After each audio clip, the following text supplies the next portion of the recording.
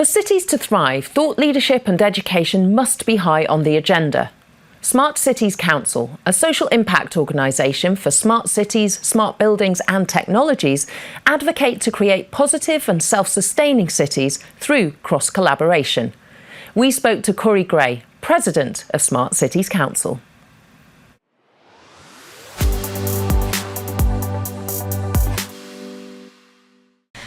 Corey Gray, welcome. Thank you. It's nice to be here. Can you give us a little background to what the Smart Cities Council is?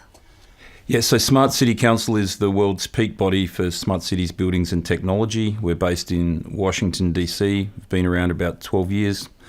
We're in 75 countries now, and we work with governments, other NGOs, industry and academia to build the tools and the knowledge and the training to help make cities safer and more enabled and equitable and beautiful and resilient.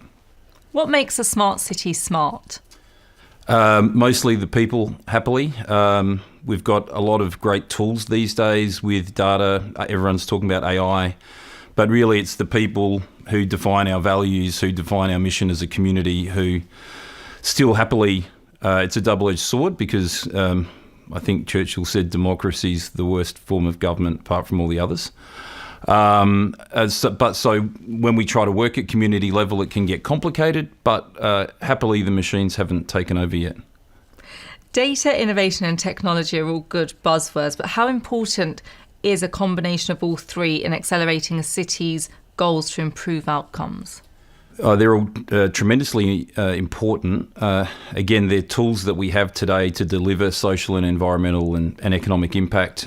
We need the people over the top of them, but a good combination of all, and bringing government and industry and academia to the table to work together on socially transformative issues is incredibly important. We have very powerful tools. You know, there are issues with ethics at the moment about AI and just how powerful generative AI can be. So we need to be forming frameworks around that. So that's a whole new landscape for us, just like GDPR was with privacy. And can you give us some examples of how Smart Cities Council work with cities that are going through or have faced adversity? Yes, so the most current example, we're working with the capital of Senegal, Dakar, to build a master plan for them. They've had they face a lot of challenges there, but they want to lead Africa in terms of social and environmental transformation. The continent of Africa is hugely emerging. There's still 600 million Africans who don't have access to electricity, which is amazing. So we're building a master plan that will become a living lab for Africa, where we're going to build the skills and the training and the knowledge and the tools and the capital investment strategies that they can then replicate throughout Senegal, broader French-speaking Central Africa, and then all of Africa over time. How do you ensure that some people don't get left behind?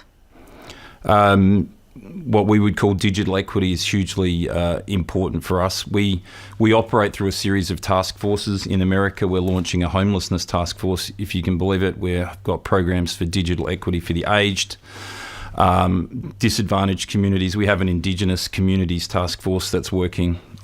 Probably people can tell I'm Australian. So, you know, in Australia, the average life expectancy of an Indigenous person is 31 years less than the national average, and you're 200 times more likely to be the victim of violent crime. This is an unimaginably unacceptable statistic in a developed nation. So we're working in Central America, Latin America, North America, and throughout the Asia Pacific on programs like that as well. Corey Gray, thank you very much. Thank you.